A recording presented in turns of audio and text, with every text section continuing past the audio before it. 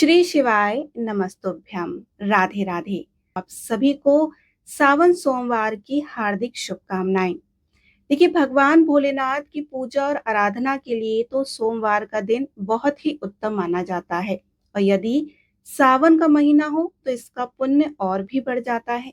सावन के इस पवित्र माह में शिव भक्त भगवान शिव को प्रसन्न करने के लिए पूजा करते हैं, ध्यान मंत्र जाप आदि विशेष रूप से करते हैं। साथ ही भक्तजन इस पूरे महीने शिवलिंग पर जल, बेलपत्र और अक्षत भी चढ़ाते हैं, जिसमें सावन महीने में पड़ने वाले सोमवार को तो शिवालयों में भव्यता देखने को मिलती है।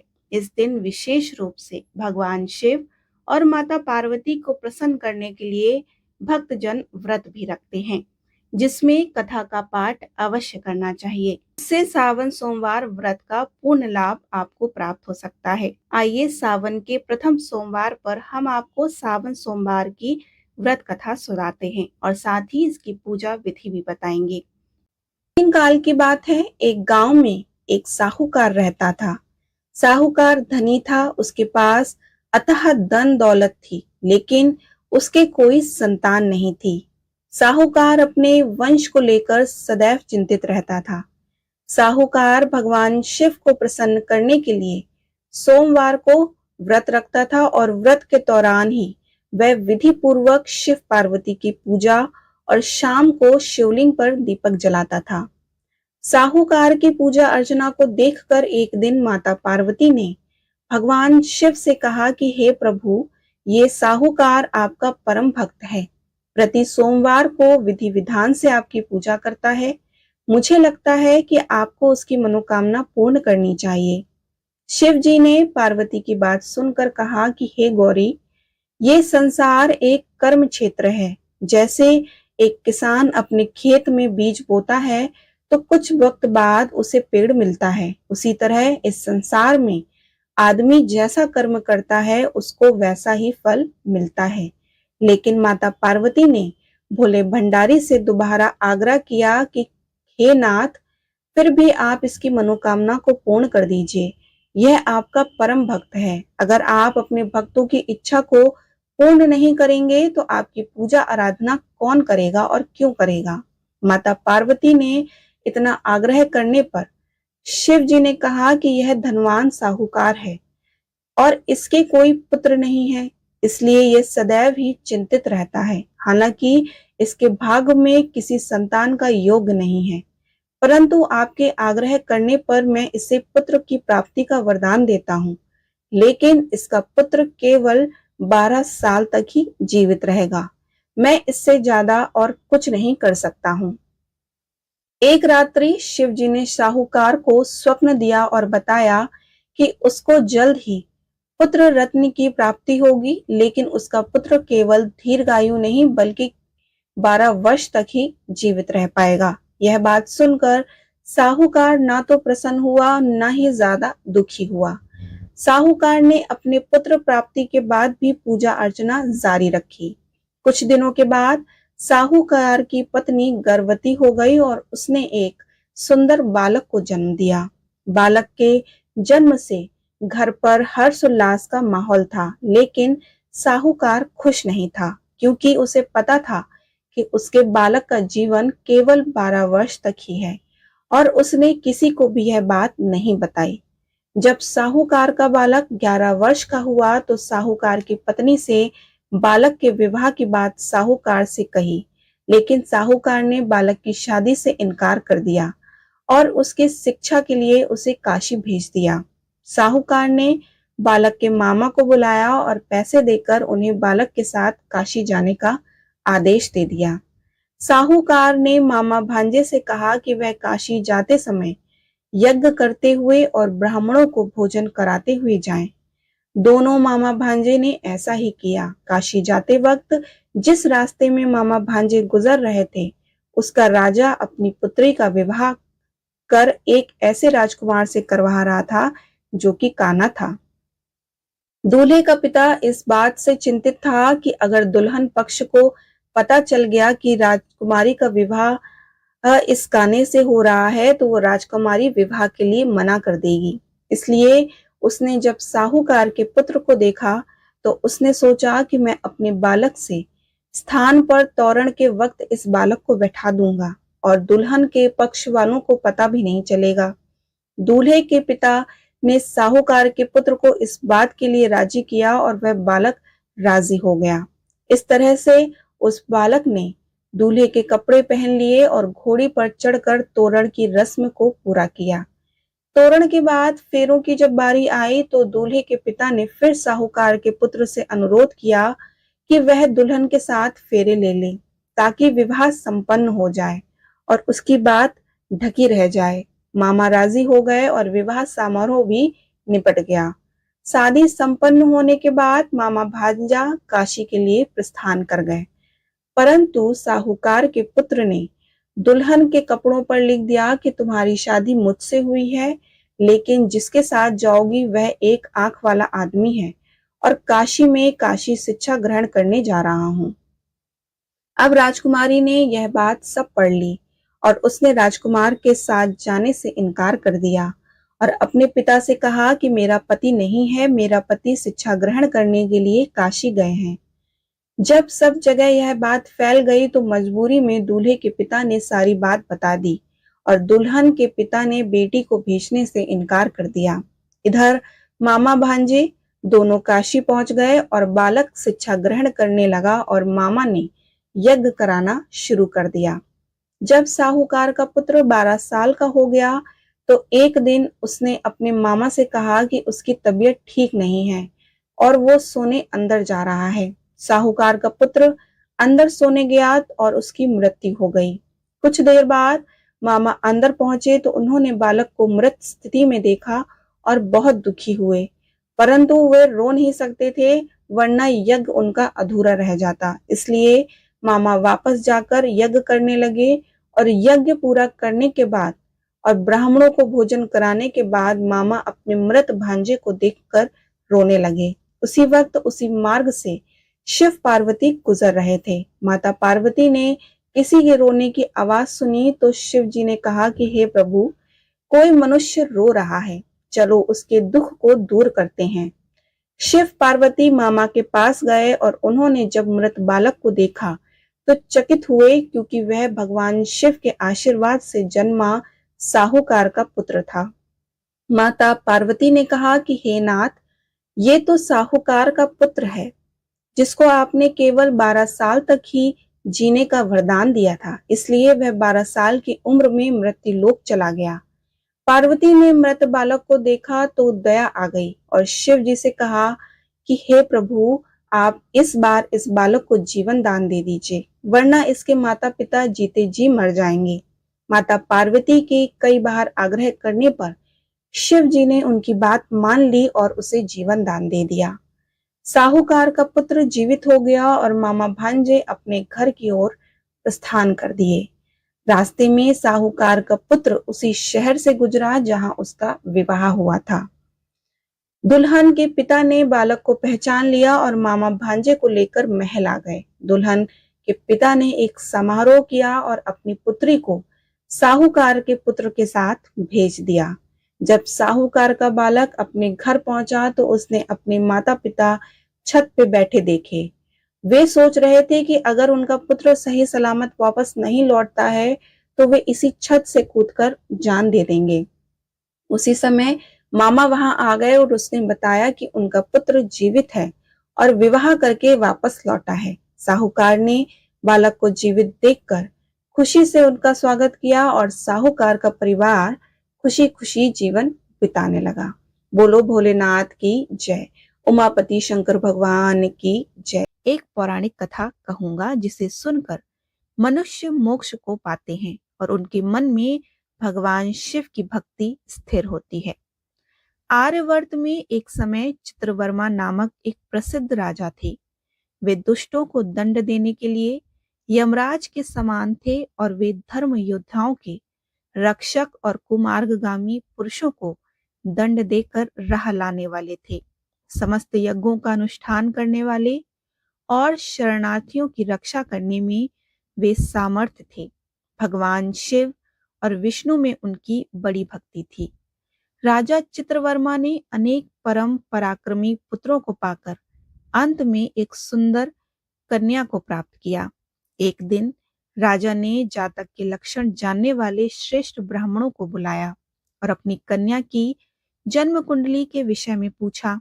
तब उन ब्राह्मणों ने ऐसे एक बहुत जीवी विद्वान ने कहा कि हे महाराज, यह आपकी कन्या सिमंतड़ी नाम से प्रसिद्ध होगी। यह भगवती उमा की भांति, मंगलमय दमयंती की भांति, परम सुंदरी और सरस्वती के समान सभी कलाओं को जानने वाली और देवी लक्ष्मी की तरह अत्यंत सद्गुणों से सुशोभित होकर 10,000 वर्षों तक अपने स्वामी के साथ आनंद भोगेगी और 8 पुत्रों को जन्म देकर उत्तम सुख का उपभोग करेगी।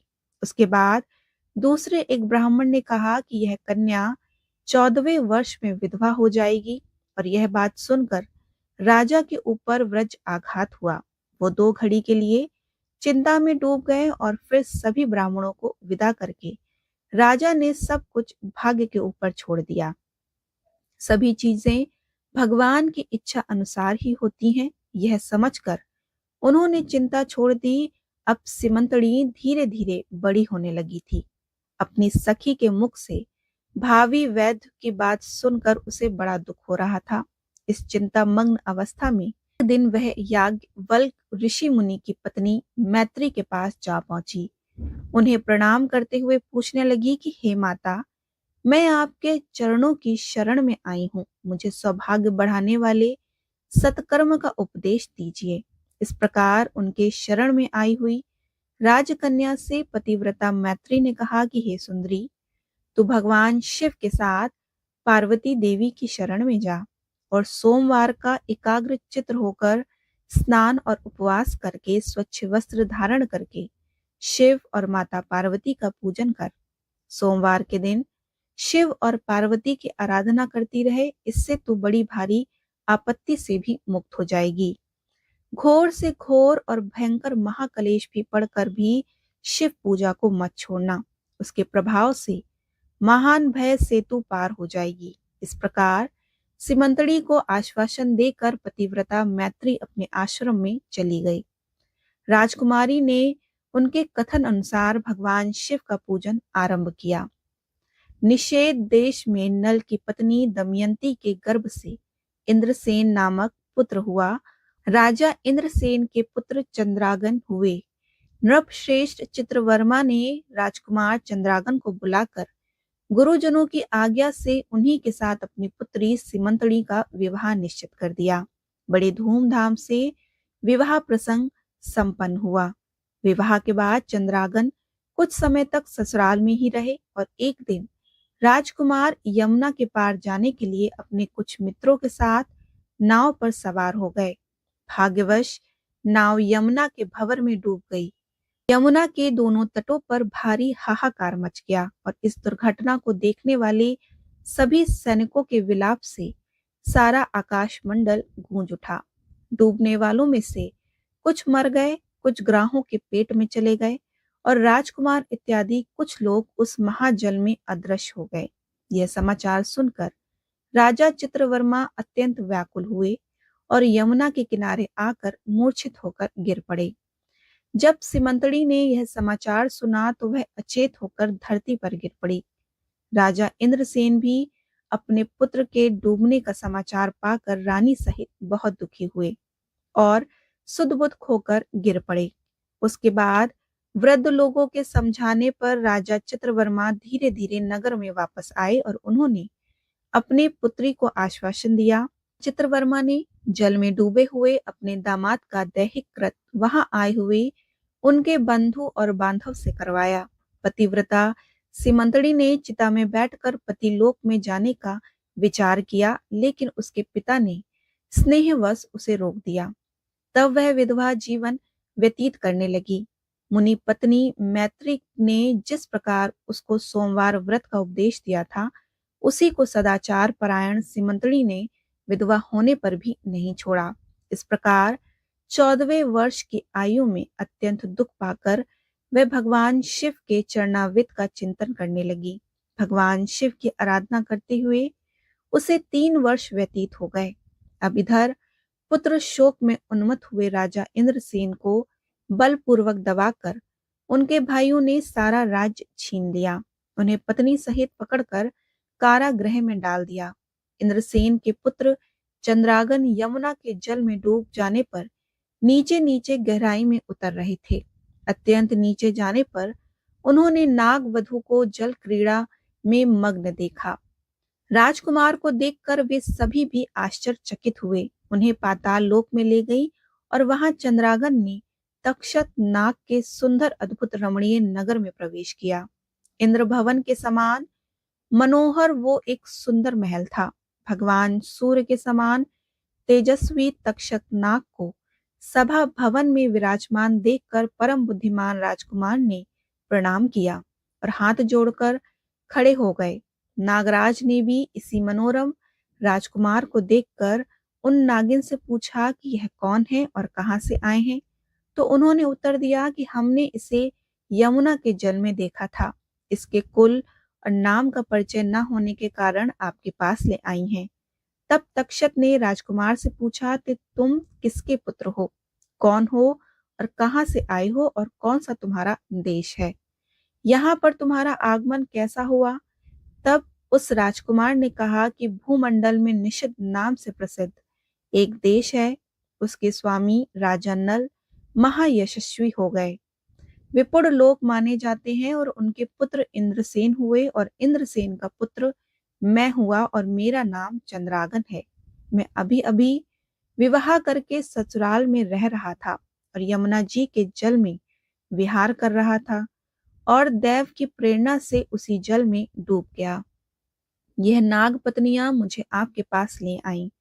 जन्मांतर में उपार्जित पुण्य के प्रभाव से यहाँ मैंने आपके चरणावित का दर्शन किया। आज मैं धन हो गया हूँ। मेरे माता पिता कृतार्थ हो गए क्योंकि आपने दया करके मेरी ओर देखा और मुझसे वार्तालाप किया। इस प्रकार अत्यंत मनोहर सुंदर वचन सुनकर तक्षक ने कहा कि हे राजकुमार, तुम भय मत करो, धैर्य रखो और बताओ कि संपूर्ण देवताओं में किसकी पूजा करते हो। तब राजकुमार ने कहा कि हे राजन, जो संपूर्ण देवों में महादेव कहे जाते हैं उनकी भगवान शिव उमापति की मैं पूजा करता हूँ, जो विधाता के भी विधाता और कारण के भी कारण हैं। तेजों में सर्वोत्कृष्ट हैं वे भगवान शिव ही मेरी परम गति हैं, जो अत्यंत निकट होकर भी पाप से दूषित चित्त वाले पुरुषों के लिए बहुत दूर हैं और जिनके तेज की कोई सीमा नहीं है। मैं उन भगवान शिव की पूजा करता हूँ। राजकुमार की बात सुनकर तक्षक का चित्त प्रसन्न हो गया और उनके हृदय में महादेव जी के प्रति नूतन भक्ति का भाव उदित हो गया।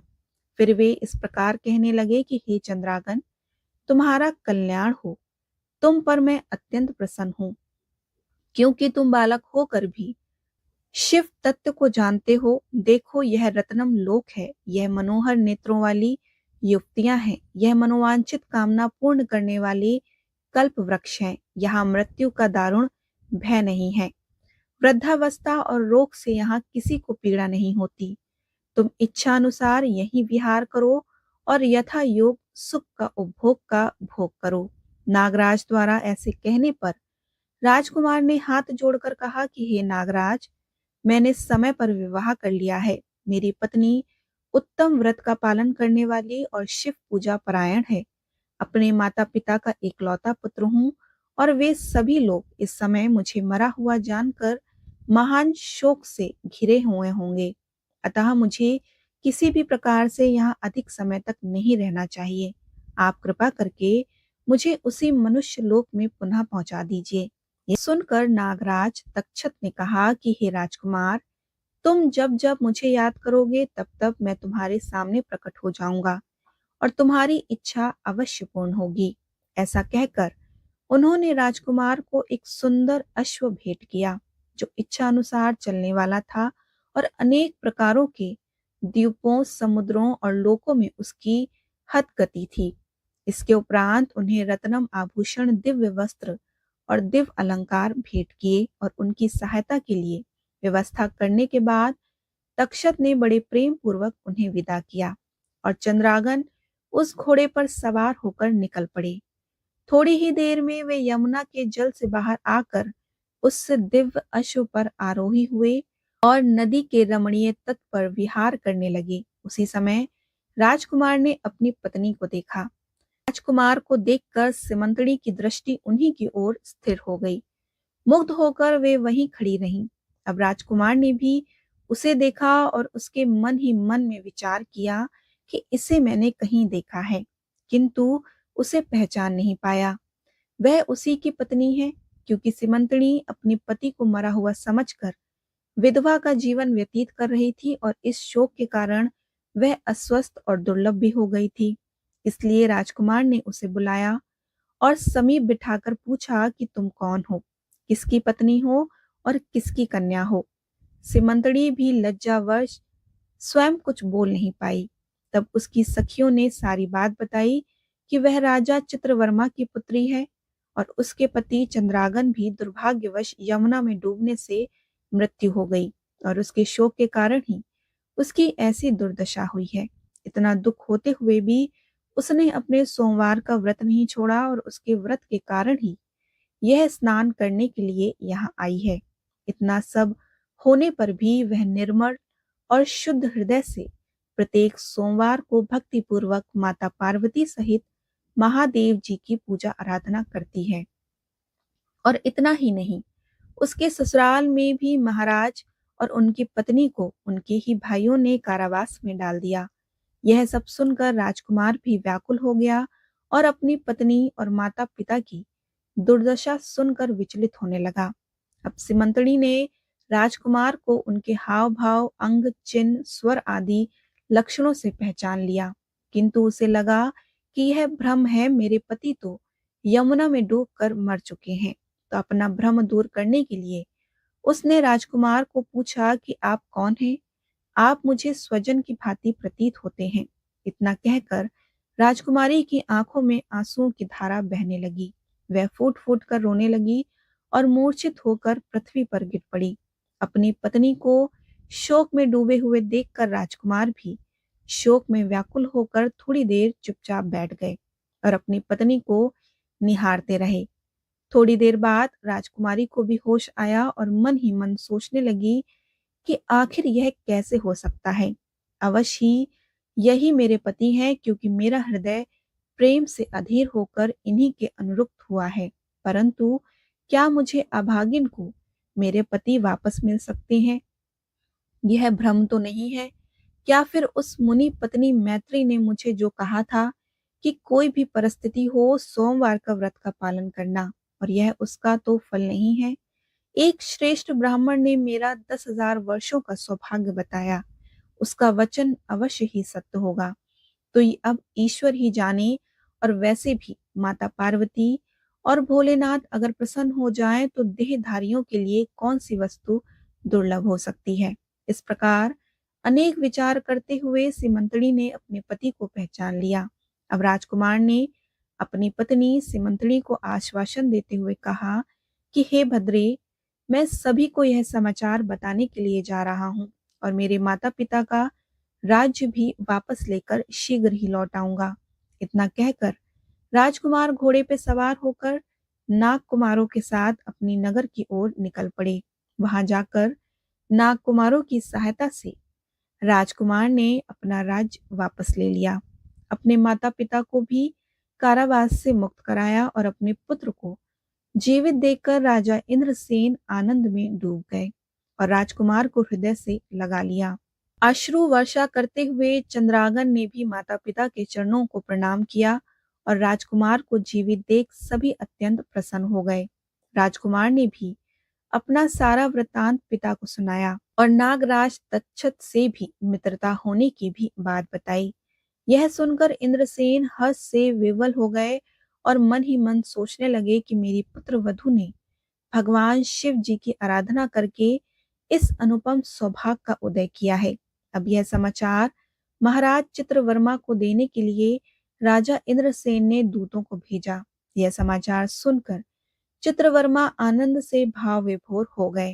अपनी पुत्री को बुलाकर उसके वैद्यों के सभी चिन्हों का परित्याग करवाया अनेक आभूषणों से सुसज्जित करवाया।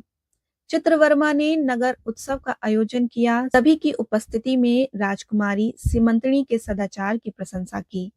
राजकुमार चंद्रागन पुत्री को खुशी खुशी विदा किया और चंद्रागन ने भी नागराज तक्षक से मिले हुए रत्न आदि आभूषणों से अपनी पत्नी को अलंकृत किया।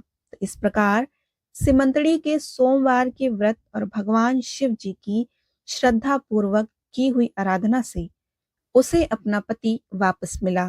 राजकुमार भी अपनी पत्नी को लेकर अपने राज्य वापस आ गए और राजा इंद्रसेन ने भी राजगद्दी सौंपकर भगवान शिव की आराधना के लिए योगी पुरुषों को उपलब्ध होने वाली उत्तम गति को प्राप्त किया। राजकुमार अपनी धर्म पत्नी सीमंतड़ी के साथ 10,000 वर्षों तक सुखमय जीवन व्यतीत किया और 8 पुत्रों तथा एक कन्या को जन्म दिया। सीमंतड़ी ने भी प्रतिदिन भगवान महेश्वर की पूजा करती रही और अपने स्वामी के साथ सुखपूर्वक रहने लगी। अपने सोमवार व्रत के प्रभाव से अपना खोया हुआ सौभाग्य पुनः प्राप्त किया। बोलिए उमापति शंकर भगवान की जय। अब हम आपको इसकी पूजा विधि बताते हैं। सबसे पहले प्रातः काल उठकर आपको स्नान करना चाहिए। व्रत वाले दिन सुबह जल्दी उठें, यानी कि ब्रह्म मुहूर्त में उठें। स्नान के बाद साफ सुथरे और हल्के रंग के वस्त्र पहने। घर की साफ सफाई कर पूजा स्थान को पवित्र करें। भगवान शिव का ध्यान करते हुए हाथ में जल, फूल और अक्षत लेकर व्रत का संकल्प लें। संकल्प लेने के बाद व्रत की शुरुआत करें। घर के मंदिर या पूजा स्थान में भगवान शिव, माता पार्वती और भगवान गणेश की मूर्ति या तस्वीर रखें। मूर्तियों को स्वच्छ जल से धोकर वस्त्र अर्पण करें और पूजा स्थान को फूलों से सजाएं और दीपक जलाएं। पंचामृत तैयार करें। दूध, दही, शहद, शक्कर और घी, इन 5 चीजों को मिलाकर पंचामृत बनाएं। सबसे पहले शिवलिंग पर पंचामृत चढ़ाएं, फिर गंगा जल या साफ जल से शिवलिंग को स्नान कराएं। अभिषेक करते समय ओम नमः शिवाय मंत्र का जाप आप अवश्य करें। बेलपत्र, धतूरा, भांग, शमी पत्र, सफेद चंदन, अक्षत, फल, मिठाई, धूप और दीप जलाकर चढ़ाएं। फूलों से शिवलिंग को सजाएं। ओम नमः शिवाय मंत्र का जाप आप 108 बार कर सकते हैं। इसके साथ ही आप शिव चालीसा, रुद्राष्टकम या महामृत्युंजय मंत्र का आप पाठ करें। शांत वातावरण में श्रद्धा और ध्यान से आप जाप कर सकते हैं। ये सारी पूजा विधि आप घर पर शिवलिंग पर कर सकते हैं, नहीं तो आप मंदिर पे जाकर भी इस पूजा विधि को संपन्न कर सकते हैं। सावन के पहले सोमवार को काफी शुभ माना जाता है। ऐसा कहा जाता है कि इस दिन जो मनोकामना मांगी जाती है वो जरूर पूरी होती है। अगर आज सावन सोमवार का व्रत भक्ति और नियम से किया जाए तो नौकरी, विवाह, संतान या सफलता जैसी इच्छाएं आपकी पूरी हो जाती हैं। जैसे माता पार्वती ने शिव जी को पाने के लिए तप किया, वैसे ही लड़कियां यह व्रत अच्छे जीवन साथी की कामना के लिए रखती हैं। माना जाता है कि शिव जी योग वर का आशीर्वाद आपको जरूर देते हैं। जो महिलाएं शादी के बाद यह व्रत रखती हैं, उनके वैवाहिक जीवन में प्रेम, समझ और स्थिरता बनी रहती है। ऐसा भी माना जाता है कि इसे पति और पत्नी दोनों को जरूर रखना चाहिए। भगवान शिव को स्वास्थ्य का देवता माना गया है। इस व्रत से पुराने रोगों से राहत और मन को शांति मिलती है। यदि किसी की कोई पुरानी बीमारी ठीक नहीं हो रही है तो उसमें भी सुधार होता है। श्रद्धा से किया गया यह व्रत पापों को दूर करता है, मन को शांत और साफ बनाता है।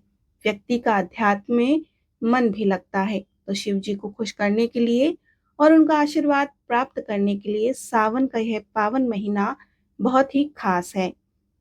यह महीना भगवान शिव को अधिक प्रिय है और कहते हैं कि सावन में शिव जी धरती पर रहते हैं। इसीलिए इस समय भक्तों द्वारा किया गया व्रत और तप, ध्यान और मंत्र जाप से भगवान शिव जल्दी प्रसन्न होते हैं और आपकी हर मनोकामना शीघ्र पूर्ण करते हैं। हमारी यही प्रार्थना है, इस सावन में महादेव आप पर अपनी कृपा बनाए रखें।